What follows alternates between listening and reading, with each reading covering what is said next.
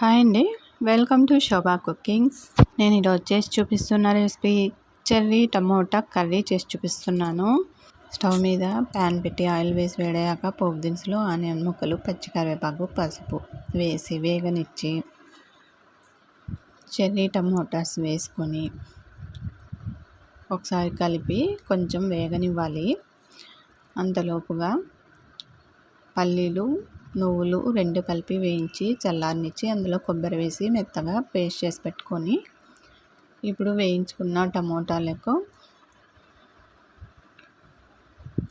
Salt, కారం వేసి బాగా కలుపుకొని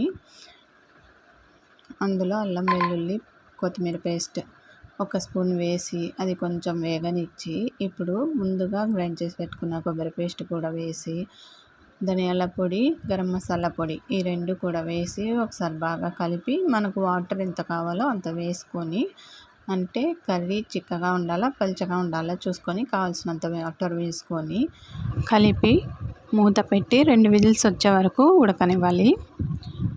2 విజిల్స్ వచ్చాయి. స్టవ్ ఆఫ్ చేసుకొని విజిల్ తీసేసి కర్రీనంతా సర్వింగ్ బౌల్లోకి తీసుకొని సర్వింగ్ చేసుకొని తినడమేనండి. అంతేనండి.